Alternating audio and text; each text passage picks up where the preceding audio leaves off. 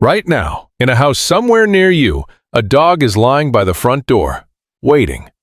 It has been there for hours, ears lifting at every sound on the street outside. You call this loyalty. You call this love. You probably assume you bred this devotion into them on purpose, generation after generation, choosing the friendliest wolves until they slowly became this. But the real answer is far stranger than that. You didn't choose the dog. The wolf chose you.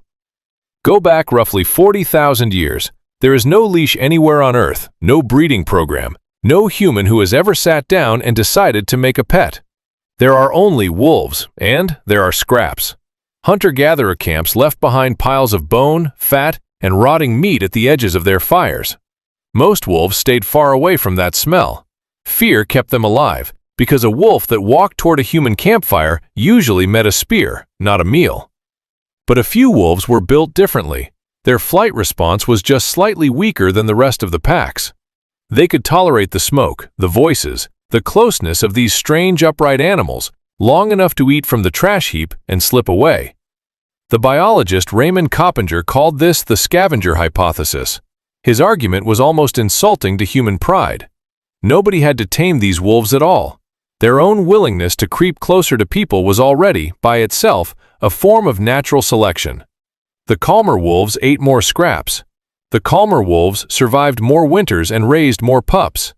And every litter born near a human camp came out a little calmer than the one before it, without a single person ever planning a thing. What if the friendliness you feel from your dog was never a gift, but a strategy that worked? Here is where the story gets strange. Calmness is not a trait that lives alone in the body. It drags other things along with it. In the late 1950s, a Soviet geneticist named Dmitri Belyaev wanted to test whether domestication could be recreated on command, using foxes on a fur farm in Siberia instead of wolves at a campfire. His rule was deliberately narrow. He would only ever select animals for one trait and one trait alone: calmness toward humans. Nothing about their looks, nothing about their size, just nerve. Within a few generations, something happened that nobody had bred for. The tame foxes started showing floppy ears, curled, wagging tails, patches of white fur breaking up their coats, shorter snouts. Some of them even barked, a sound wild foxes almost never make. Lyudmila Trut, who carried Belyaev's experiment forward for decades after his death, watched an entire suite of physical changes appear from a single decision to favor calm nervous systems over aggressive ones. Why would taming an animal's fear response also reshape its ears and its face? Because the same hormonal pathway that controls stress and fear in a developing embryo also shapes pigment cells, cartilage, and jaw growth on its way out. Select for less fear, and floppier ears and patchier fur come along for free. Nobody at that ancient fire was choosing cuteness on purpose. Cuteness was simply what calmness looked like once it got written onto a skull. There's a second accident folded inside the first one. A researcher named Kathryn Lord compared how wolf pups and dog puppies experience their earliest weeks of life. Wolf pups open their eyes and ears at around 2 weeks old, but their legs and balance lag behind that.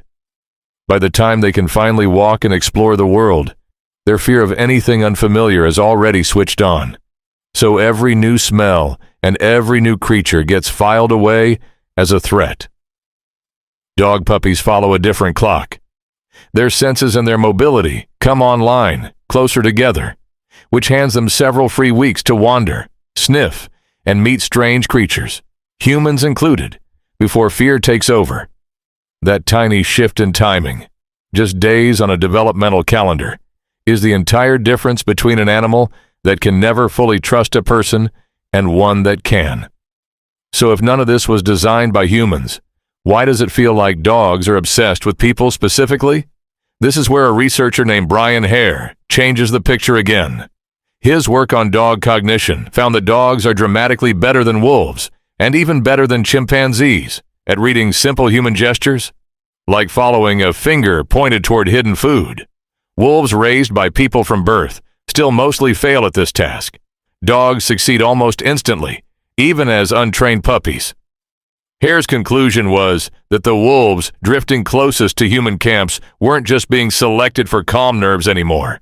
Generation after generation, they were being selected for the ability to read a human face and a human hand. Nobody taught that skill in a classroom.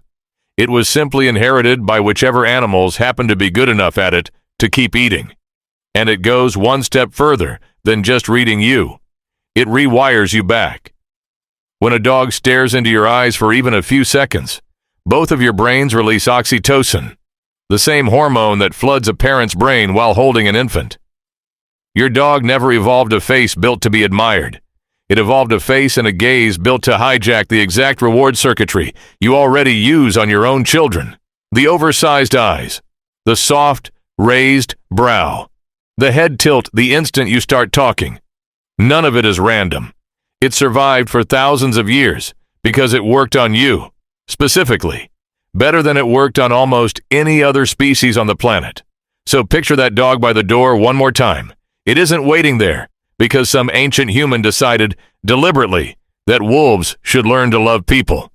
It's waiting there because a handful of nervous, hungry wolves discovered that fear was expensive and calm was cheap, and every dog since has been quietly cashing in on that discovery in your living room, your kitchen, your bed.